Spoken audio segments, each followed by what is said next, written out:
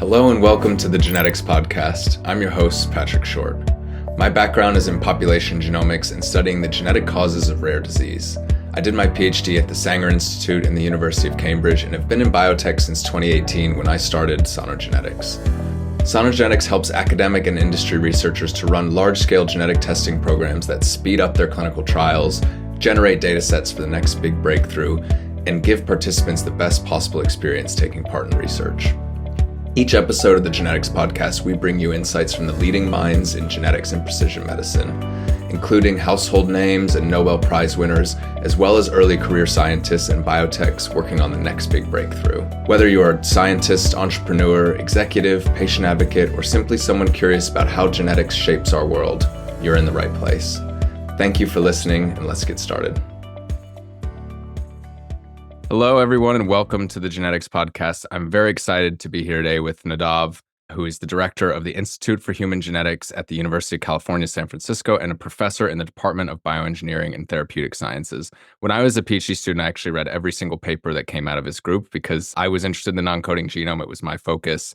And at the time and still today, Nadav's group was churning out some of the most fascinating, creative, and thought-provoking science in the space. So I'm really excited to have this conversation today after knowing you for a number of years. Thanks, Patrick. Great to see you again and looking forward to it. I'd love to start. Your lab at UCSF focuses on gene regulatory elements, as I mentioned, and in particular, you look at their role not just in human disease, but also diversity and evolution. And I'd like to just start with a deliberately broad question, which is you've been focused on the regulatory genome, non-coding genome for a long time. How has our understanding of it evolved over your career? What do we know now that we maybe didn't know before? And then equally, what are the big open questions still that keep you up at night? Great question. Yeah, when I started my sort of scientific career as a PhD student, sort of the genome was just coming out at the time, and I was fascinated that we don't know 98% of it, which is sort of the non-coding genome, which was even called junk DNA at the time. And so at that time, I chose a lab to do my postdoc that specialized in the non-coding genome.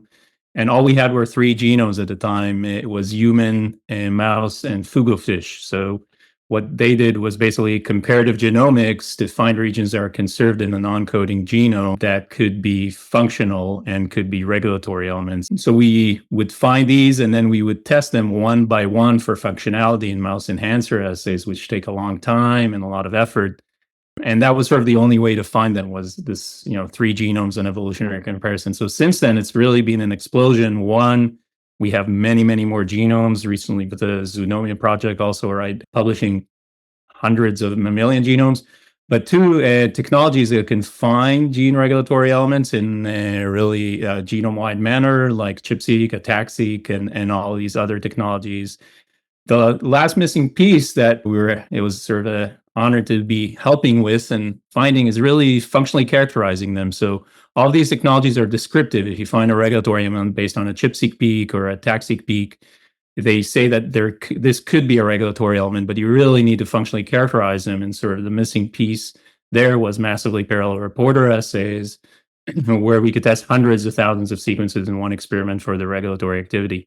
And so with that in hand now, I think we could do a much better job on characterizing these and trying to see how variation in them leads to phenotypes. And now with CRISPR, also in high throughput screens with CRISPR, we can even test them in the genome. So it's beautiful to see how the field has grown. I still think there's a lot of room to grow. We're doing a much better job now in predicting regulatory elements. We're improving in predicting the effect of variation in them, but that still needs to improve, and the code of them. And I think there's much, much more exciting stuff to learn over the years now with all of these technologies.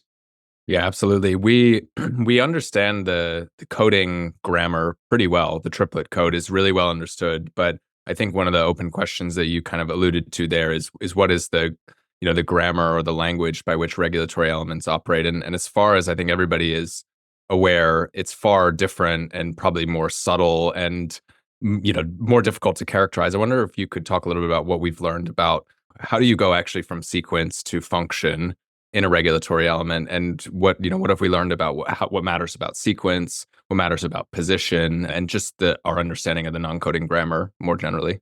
Yeah, so on that front, we and others have taken a variety of different approaches to understand regulatory grammar. For us in particular, I like sort of the language approach, where one is if you don't know a language, but you know a few words, for example, you can start playing with them and seeing what happens. And so we've done that by taking basically known regulatory elements that we know work, like promoters, enhancers, and doing what's called saturation mutagenesis. So mutating every possible base, if you have an A in a certain position, changing it to a C, to a T, or a G, and then testing, hundreds of thousands of mutations in them to see how that affects their function. And from that, you sort of can learn their grammar, what affects their function, what makes them stronger, what makes them weaker, and so forth. And then we've also taken the opposite approach of building a language, where we take sequences that are sort of neutral, that we know are not regulatory elements, and start building regulatory elements on top of them by putting transcription factor binding sites in various ways, various orders, orientation, or even in terms of the strand specificity, and also DNA shape. And so we've learned a lot from that in terms of that, there's really, really, I would say, fluent in terms of regulatory elements. You can really play around and mess with transcription factor binding sites for most of them. You can move them around. They do have an effect in terms of order, but it's dependent on the type of transcription factor and the location sometimes of how close they are to a promoter. And so with that, I think we've learned a bit more about the code and sort of how they function, but there's much more to learn, I think, also with actual endogenous locus, where they also have a lot of various histone marks and various other marks that might affect them. One of the kind of common paradigms that I think you hear, which I'm sure is, maybe roughly right, but probably precisely wrong in some cases, is the reason why we see so much of the non-coding or regulatory genome in common diseases is because most of the changes to the regulatory genome are relatively subtle in their impact on, protein quantity or expression timing or whatever it may be. And so that lends itself to the kind of common variant, common disease paradigm where lots of small changes can stack up and it's hard to pinpoint any one, but they kind of ripple through the regulatory genome. And then on the flip side, in Mendelian disease, we see a lot more common disease variants because the effect sizes are a lot bigger. But there are notable exceptions in the Mendelian space and also obviously in common disease. Does that paradigm feel roughly right still, or is it missing something? And if so, what is that something? Yeah, I think for non-coding, we still don't have a good grasp of rare variation in that effect. And I mean, you've done beautiful work on that with neural disease, looking at 8,000 families, right? And you do see an enrichment for rare variants, de novo rare variants, right? And ultra-conserved elements or sequences are more highly conserved in the genome. And I think we need to do much more on the rare variant side. I think they'll have likely more of an effect in our assays also, in these massively parallel reporter assays, versus ones that are common. For example, we recently did, and this is a collaboration with Katie Polar's lab, Gladstone UCSF, testing a lot of GWAS and EQTLs and other potential variants that are common variants associated with psychiatric disorders. And we tested over 17,000 variants. We only saw an effect for 168, so a really low number from that in our assay. And so, one, it's a single nucleotide change, but two, I think it's common variants are more subtle in their effect versus rare variants in regulatory elements. And so now what we're doing, for example, is testing almost 100,000 variants from autism spectrum disorder de novo mutations. And so I think I predict we'll see much more of an effect from the rare variants. Still not as high, of course, as exonic variants or so forth, but definitely believe we'll see a bit more of an effect for rare variants. And collaboration with Ryan Hernandez, also at UCSF, we're doing a similar thing to show that I think rare variants would have a bit more of an effect in these. With all of that, yeah, I mean, I think the effects in regulatory elements are more subtle, but there are cases like the sonic hedgehog limb enhancer, the classic one, where you see a lot of sort of point mutations that do lead to limb malformations in humans, pancreatic agenesis, where there's quite a lot of mutations that lead to that in a specific enhancer. And so I think over time we will find, and I think that's another issue in our field, is the differences between these, why some enhancers lead to more subtle phenotypes, while others, where you have mutations, lead to much more observable phenotypes. And it could be different types of enhancers or different ways they regulate.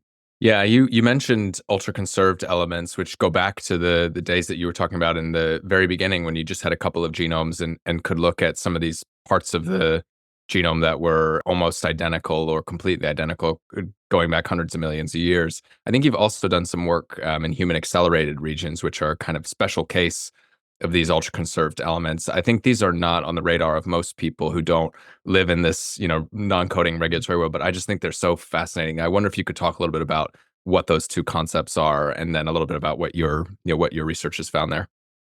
Sure. So ultra-conserved elements were characterized by Gil Bejarano's group and David when he was in David Hausler, and he was a postdoc at the time. And these are sequences that he and David termed as sequences that are conserved between humans, mouse, and rat for at least 200 base pairs. That there's no change in at all in the nucleotide level when you do the comparative genomics. And they characterize about 700 elements that are ultra conserved. And many people have been trying to understand why they're so conserved. In my postdoc, we've actually knocked out 4 of these elements and surprisingly did not see an effect, including one that was 700 base pairs long. Later on, my sort of postdoc lab continued that work and characterized them and did see some subtle effects in some of these, but really not, as you would expect, like from such a conserved sequence to lead to that. Human accelerated regions were characterized initially by Katie Pollard and David Hausler's lab, and also Jim Noonan, when he was in Eddie Rubin's lab, characterized these similar sequences that are conserved in evolution. So, for example, conserved in all mammals, but change significantly in humans. And only in humans you see much more significant changes than by chance and over evolutionary time.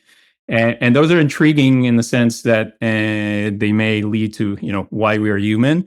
And a lot of them are actually near psychiatric disorder associated genes, which suggests, it helped us in terms of our brain evolvement, but also, could lead to various diseases that are unique to humans.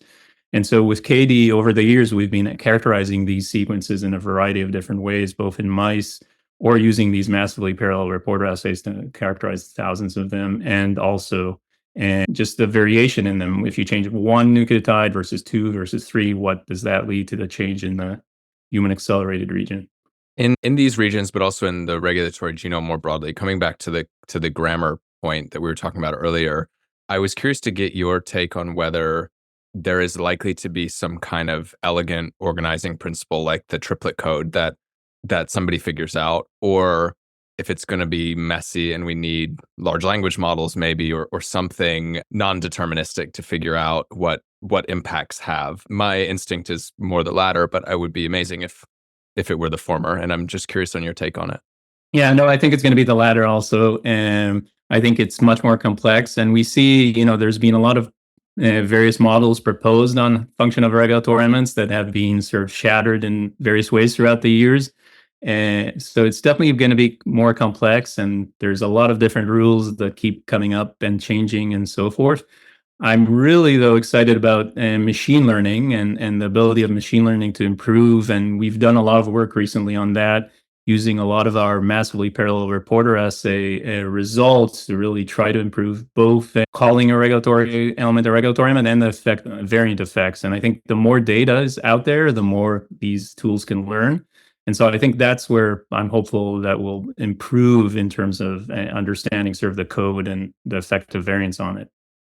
How much do you feel like the field is held back by the fact that to understand regulatory elements, you really need ideally every tissue at every time, because we know these things are kind of often exquisitely controlled where they're only on in the developing brain and then they shut off, and they're only on in the heart and then they shut off.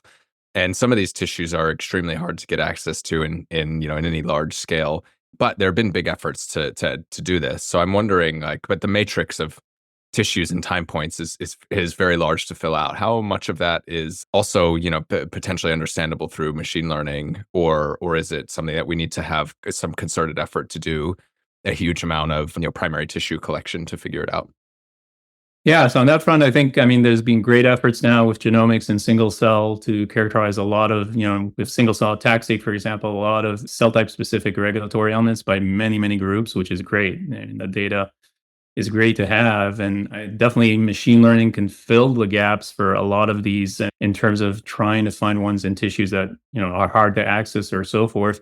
Another gap that I think we need to fill is some regulatory elements respond to various inputs. So, for example, you Right. give a drug and then you have a regulatory element that comes up, or you have, you're infected by a virus and that leads. And so there, I think that's going to be a harder one, in particular to characterize in very specific tissues or cell types. But I think that's another gap that we really need to start filling out for many various diseases also, which will be an important one. Yeah, it's really interesting. It made me think of there's some news recently about Lilly making a pretty big investment into a company focused on long non-coding RNAs called Haya, Haya. I don't know if they're on your radar, but my understanding of it was that they were looking for long non-coding RNAs that were unique to really specific cellular states, whether they be Mm. indicative of a disease state or potentially protective. And I thought that was a kind of interesting application. They also did the really smart thing of branding it as the dark genome rather than Mm. junk DNA or Yeah. non-coded genome, which I thought was pretty good. Yeah, definitely. And I think also even you can imagine using this for even, cell-free DNA diagnostics, right? Looking for long non-coding RNAs or short non-coding RNAs that are indicative of cancer or Alzheimer Yeah. or so forth that we could find. You on the subject of biotechs, you published a really amazing paper years back that I remember reading that was focused on non-coding elements in Mendelian disease, but in a way that is maybe indirect, not about treating patients with non-coding causes of Mendelian disease, but actually ways to treat a very large class of often kind of devastating pediatric diseases as a result of haploinsufficiency, which is where you lose a copy of a gene for which you need really two copies to to have full function. And you all came up with a really clever way of using CRISPR and non-coding elements to potentially treat this class of disorders, and you spun a company out as a result. I'd love for you to talk a little bit about that research and then a little bit more about where you're at with that today.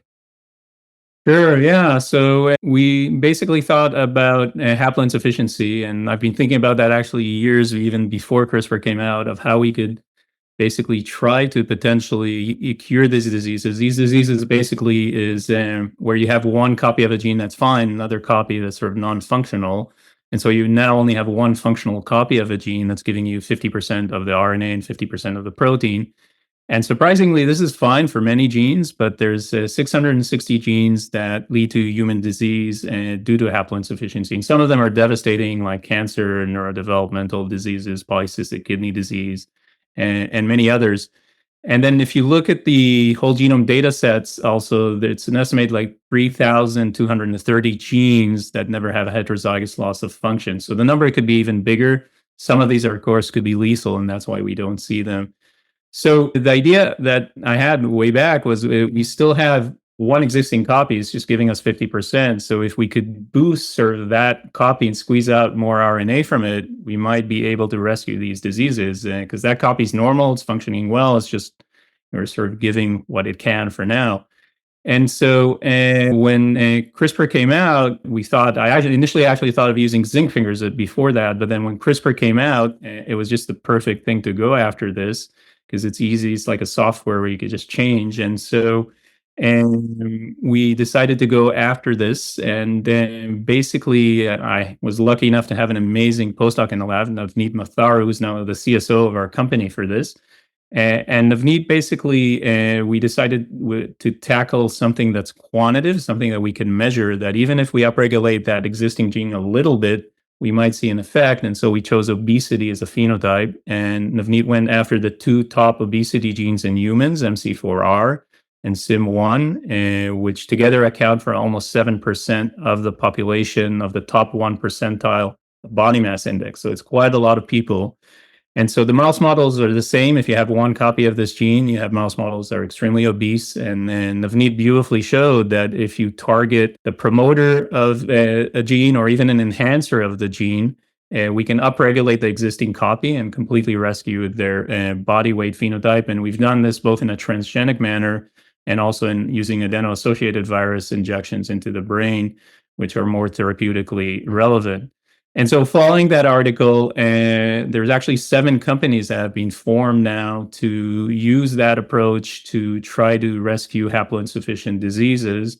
And one of them is one that we formed called Regal Therapeutics, that Navneet is now the CSO of that company.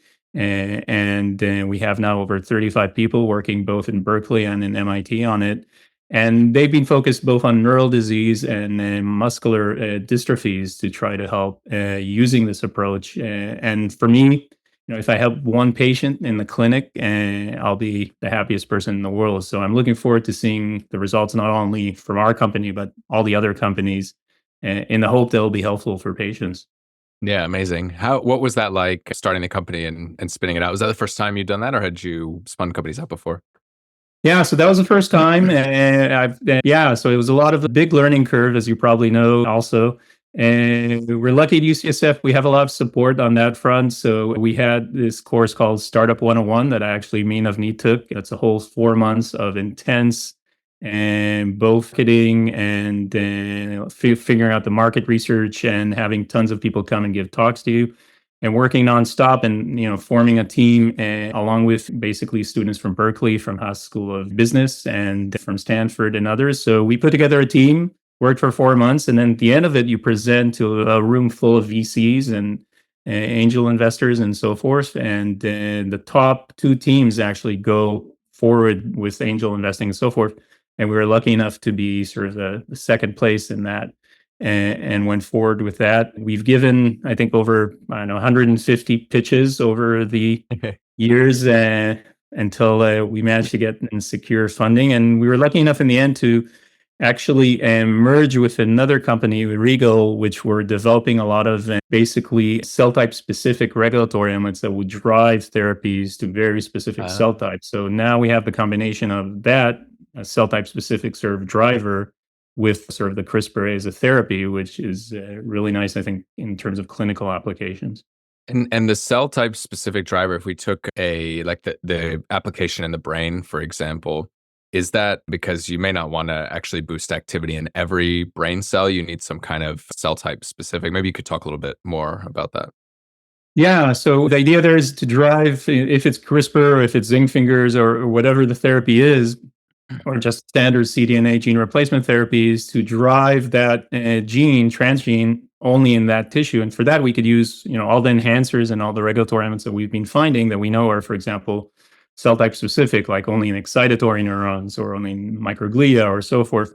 And so we take advantage of that. Another nice thing that I didn't mention, but we found with our transgenic approach for the CRISPR A. So when we rescued the obesity phenotype, and we also did it other than adeno-associated virus injections into the brain as a transgenic approach, where we had our CRISPR A being ubiquitously expressed throughout the body with a strong CAG promoter. And so technically we could be upregulating and rescuing, upregulating this gene that we targeted. In this case, SIM1 was this obesity gene everywhere in the body. And so we checked, are we doing that? And to our sort of surprise and relief, we saw that we're only upregulating it where the gene is active. So this gene is active in the kidney and the hypothalamus. And when we target its promoter, we only see upregulation in the kidney and the hypothalamus. And we also targeted a hypothalamus enhancer for this gene with CRISPR A. And there we only saw upregulation in the hypothalamus, but not in the kidney. And so we think it's open chromatin, and that's based on a variety of different CRISPR screens that show, for example, that open chromatin, you get much better upregulation. So we think when there's open chromatin, the dead Cas9 and the CRISPR activation machinery can bind. And so for the hypothalamus enhancer, for example, it's only open in the hypothalamus. It's only active there. CRISPR can bind, and you get upregulation in the hypothalamus, but not in the kidney. And so the regulatory element that you target also with this CRISPR A therapy also provides you a tissue specificity. So you sort of have a double layer of therapy, or sort of double layer of protection for specificity here, tissue specificity, where you're targeting a regulatory element that provides you that tissue specificity. Let's say it's a brain regulatory element that will only turn on the brain. And then if you have something that's driving your machinery also only in the brain, sort of provides you that extra layer of support. And that's been a big issue with standard gene therapy, where you have these sort of CAG promoters or ubiquitous promoters that you would get your cDNA lit up in every possible cell type. Right. And the CRISPR A is for people who haven't read the paper. We'll link it in the show notes. But it's not actually editing or cutting anything, right? Maybe it's important to clarify that it's kind of a fusion between CRISPR and P300 or something like that. Maybe you could talk a little bit about what the CRISPR is doing. Sure. So that was beautiful work from when Stanley Key, Luke Gilbert, and Jonathan Weissman's lab at UCSF, and also from Charles Gerbash and Duke, where they basically took the Cas9 and they did two mutations. So the scissors part of the CRISPR cannot cut the DNA. So then what you could do is you could use it as a delivery truck to bring things to a specific zip code in the genome. And what you could bring is an activator, for example, that forces the gene to make more RNA. In this case, we've used that even before it was published. When we heard about it, we thought it would be a great approach. And we used it to drive things to the promoter or to an enhancer of a gene to upregulate, to basically force the gene to do more. And the CRISPR doesn't cut, which provides you an added advantage also, because it's sort of no DNA scars. You don't get any DNA cutting. The concern for off-target is only that it might bind somewhere else and upregulate another gene. And we felt that's sort of a less minor concern than causing DNA scars. Yeah, for sure. It's amazing, fascinating. You've also since founded a second company focused in oncology. I wonder if you could talk a little bit about that. And it's based on a paper that you put on bioRxiv relatively recently that we'll also link out. Yeah, so on that front, I was lucky enough to have a postdoc who now has his own lab in Austin, and that came from Berkeley, called Hai Nguyen, who is very knowledgeable in using fat cells. And fat cells are actually amazing in the sense that we could do a lot with them that I think we're not doing enough. So we have two types of fat in our body. We have brown fat that's sort of near the neck, and it burns energy, has a lot of mitochondria. And as we age, it becomes less active, and that's why a lot of us retire in Florida or other warmer places. And then we have the white fat that's all over our bodies, sort of the bad fat that stores lipids. And basically, if we have more of it, we're obese, and we can develop diabetes, cancer, and so forth. But what's beautiful about fat that we thought we could take advantage are two things. One, you could take out white fat and make it more brownish, what's called beige fat, by upregulating a few different genes. We focused on one called UCP1. And now you're basically making a white fat into more of a brownish fat that's burning more energy and to heat and so forth. Two, everything's there in the clinic to play with that. So you have liposuction, where you can easily take fat from a patient. And a lot of plastic surgeries utilize fat actually to implant. So we thought we could take advantage in the middle. You could take out fat by liposuction, play with it, and then put it back. And that could become a great therapy for a lot of metabolic programs. And so we initially focused on obesity. We did quite a lot of work on there, trying to show that on, for example, you put mice on a high-fat diet and you transplant fat that we take out, make brownish or beige to start burning energy and putting it back. We can protect mice from a high-fat diet. And we've done it also on various other obese models like leptin receptor knockouts and so forth. But the one that we focus the most on is actually using it as therapy for cancer. And the idea is that, cancer, needs a lot of nutrients to grow, like a lot of glucose, a lot of fatty acids, and so forth. And so if we could engineer basically fat cells that will outcompete the cancer, we might be able to sort of starve the cancer. And it worked beautifully. We were surprised initially, like when we did our first experiments in cell culture, we thought we made a mistake with the media or something. We had to repeat it a few different times because we had so many cells die. But when we repeated it, we believed that it's actually real. And so we've done this now quite a lot in a variety of different cancer models, both xenografts and genetic mouse models, like a pancreatic mouse model that develops pancreatic cancer due to mutations. And we implant the fat next to the pancreas, and we see shrinking of the tumor there. We've done it for breast cancer, where we implant it either next to the breast cancer, next to the breast, or actually even in the back, where it outcompetes in both places. So it doesn't really need to be close to the tumor to shrink it.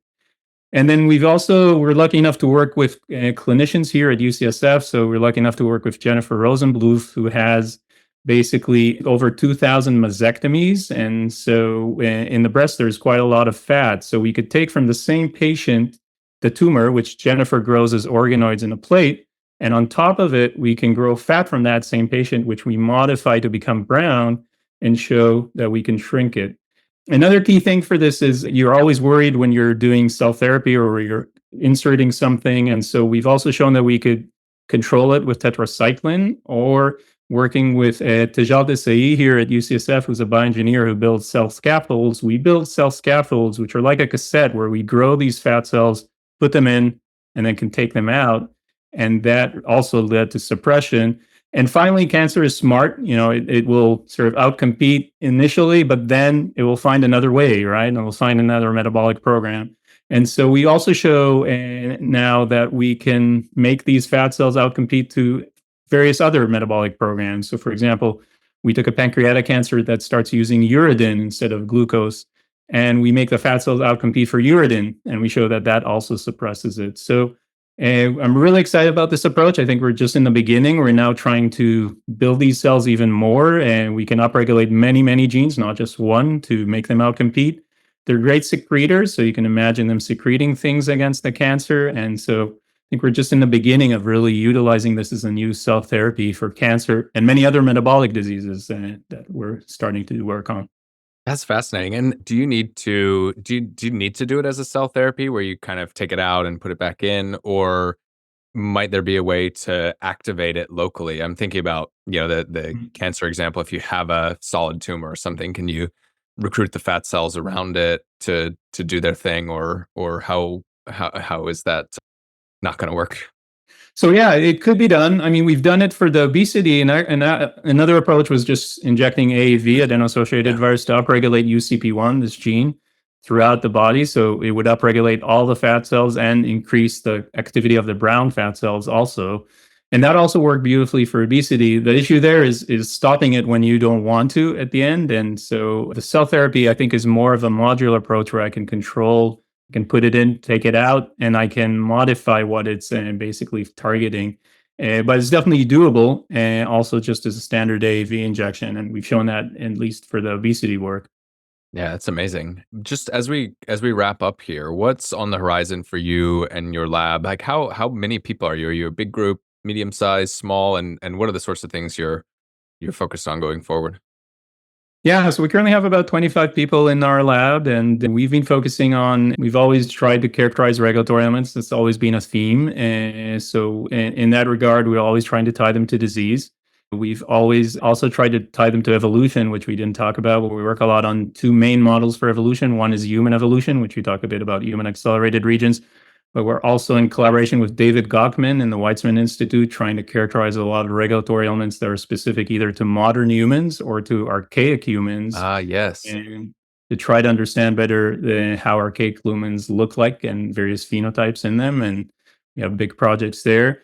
And then the second is bats. I've been fascinated with bats ever since I was a kid. And so we've been working a lot on bats to understand bat wing development. And then lucky enough to collaborate with Nicola Ayling in University of Cape Town in South Africa. We can collect bat embryos that we could do genomics on. And also recently started working on bat diets, in particular on fruit bats, and trying to understand how fruit bats eat so much sugar and don't get diabetes. I've done a lot of genomics on fruit bats versus insect bats to understand that. So that's another major part of the lab, I'd say. And then the last is therapy, where we're growing not only in using gene upregulation to rescue the disease-causing gene, but upregulating genes that we think will have a beneficial effect. And for example, the obesity or sort of the fat for cancer is one example for that, but there are other examples where we're working on that. And then finally, I think for all of this, what we need also is better tools to control gene regulation. I would love to basically control a gene with my iPhone, basically, where I can dial the sort of the amount of the gene and turn it off when I can. And so we've been hard at work on trying to develop some things there where we could control things much better. And then you can imagine how that will be beneficial for therapy, for treatment, and even monitoring a patient or so forth in a variety of different ways. So that's also a big sort of push now that we're doing in the lab. Amazing. I was actually going to ask about the upregulation point and also about the kind of brown or beige fat and linked to regulation, but you definitely answered both of them with one fell swoop. So that's really interesting. I want to ask you a couple follow-ups about each of these because I think we've got a little bit of time, and that connection is interesting. I've got to ask about bats. I think they're fascinating creatures as well.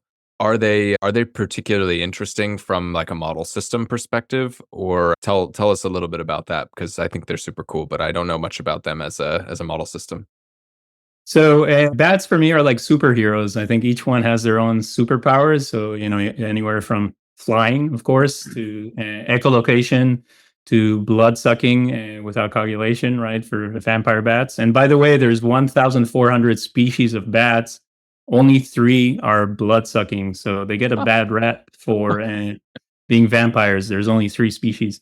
And the variety of bats is amazing. I mean, we go now. We're lucky enough to go every year to Belize with a trip that's organized by the Natural History Museum with 50 real bat researchers, unlike me, that do field work and capture bats. And we go there. It's an amazing place. It's in Lamanai, which is Mayan ruins, and so a lot of people have been digging for gold there. So there's many caves for bats. Wow. And we basically catch bats around these amazing pyramids. And because of that, there's such a variety of bats. Like this year, we caught over 1,123 bats, 38 species.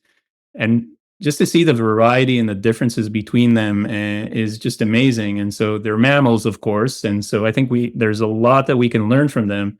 On our side, we've been focusing on diets because they're so extreme, and in particular, the fruit bats lower sugar levels like nothing we've seen. So if you compare, for example, humans or mice, where it takes time to lower glucose levels, these guys, they go up and go down right away. And so what we're trying to figure out is what they developed to do that. And so, for example, on that front, we've done a lot of single cell on pancreas between fruit bats and insect bats. And we find, for example, they have much more alpha cells and beta cells that control glucagon and insulin.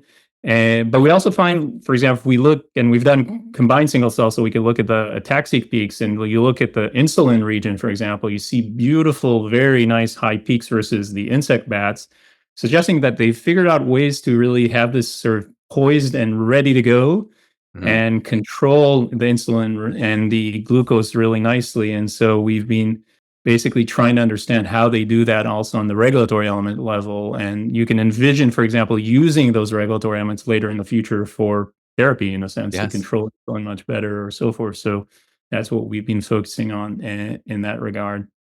That's fascinating. That is all of these tree of life programs that are looking at sequencing. Some people don't find them that interesting. I find them to be one of the most fascinating things. I think we're going to learn so much from sequencing the tree of life. I don't know what it is going to be yet, but I'm just confident that things like this, we're going to learn so much from these programs. We probably already have from the ones I've seen. Yeah, and I mean, even if you think about Ozempic, for example, right, GLP antagonists, that all came from the Gila monster, in a sense, that basically manages to paralyze the prey by having a 3-hour long half-life of GLP, right? So that was the first time that people thought that this could be a therapy. And that was actually the first therapy coming from a Gila monster. The sequence of the GLP antagonist was that. So beautiful example of how we could use sort of the tree of life to learn about a variety of different things and develop therapies for a variety of different diseases. I did not know that. I also want to ask about the evolutionary point. I listened to a really interesting podcast recently with David Reich talking about a lot of the common understanding of early human evolution being overturned and or at least modified by all of our understanding from ancient DNA. What's the high level of the work you're doing in that space, and what are you learning right now? Yeah, so the majority of differences in hominids between archaic humans, Neanderthals, Denisovans, and modern humans is non-coding. Of course, most of the variation is in the non-coding space, and we really don't know what it does. And so, in the past, in collaboration with David and also Dmitry Petrov and Hunter Fraser, when David was a postdoc there, we characterized all the modern human variants, and because they're non-coding, we just did these massively parallel reporter assays, testing thousands of them in different cell types. So in bone cell types, or in stem cells, or in neurons, and trying to see, one, are there regulatory elements? And two, does the modern human lead to a difference versus the archaic? And we learned a lot and found a lot of cool regions that we think are important both for human evolution and also human disease. Now we're sort of doing the opposite. We're really interested in the archaic, since we don't have anything but fossil records for them. And so we're basically taking all the archaic specific variants that we see only in the archaic humans and don't see in modern humans or in primates, and then testing all of them in these cell types. And now we're starting to learn of a lot of cool and interesting traits that these archaic humans may have had, which we could not learn, right, based on fossil records or genomes. So like what sorts of things? So for bone, for example, we're starting to find regions where we test the archaic sort of sequence and see differences in its activity in bone. Then we look, of course, what gene does that regulate. And then we could look at differences in bone condensation, for example, between the archaic versus the modern human. And what's nice there, that's known based on the fossil records. And we're just literally now analyzing the neuronal results. So hopefully stay tuned, but it'll be really interesting to see what we get there for the neurons. This is amazing. The breadth of work you're doing is incredible. How do you decide what to focus on and what not to? Obviously, you have this common theme of regulatory elements, which is a helpful organizing principle, but you're covering such a huge amount of ground. It's amazing. Yeah, I mean, I wouldn't be able to do one thing forever, and that's maybe a good thing or a bad thing. But yeah, for us, it's always been gene regulation, and really depends. It's important for me that people be motivated and excited about what they do. So it really depends on the person who joins the lab and what they want to do, and then we take it from there and grow from there. Yeah, it's amazing. You get the award officially for the episode that has covered the greatest breadth of ground. I'm honestly amazed by this. The previous record holder, he doesn't know, but was George Church on one of the previous episodes, who also has a famous breadth of interest. But we have covered so much ground. I could talk to you for hours. We don't have that today, but I just want to say thank you for sharing all this fascinating science with everyone. And it was really nice to reconnect after a couple of years since I've seen you at ASHG. Thanks. Great. And great seeing you again. Right. Thanks, everyone, and we'll see you next time. That wraps up this week's episode of the Genetics Podcast. I'd like to give a huge thank you to our guests for sharing their valuable insights and experience. And thank you as well to our listeners, as always, for tuning in. If you enjoyed today's talk, the number one thing I would really appreciate from you is if you could share it with a friend or colleague who you think would enjoy it as well. We would also really appreciate if you could subscribe to our show and give us a quick rate and review on Apple Podcasts, Spotify, or your favorite podcast platform. Both of these things help us become more visible when people search for genetics and precision medicine podcasts. And we're always eager to hear from you. Please reach out to us with any questions or feedback on social media. You can find Cynogenetics on Twitter, LinkedIn, or visit cynogenetics.com. Finally, a big thank you to the team behind the scenes who make all this possible. In particular, Amy Cousins and Sonia Shah, who produced the show, and James Pierce from Selective Frequencies, who handles the audio engineering. I'm Patrick Short, your host, and it's been a pleasure. Thank you, and we'll see you next time on the Genetics Podcast.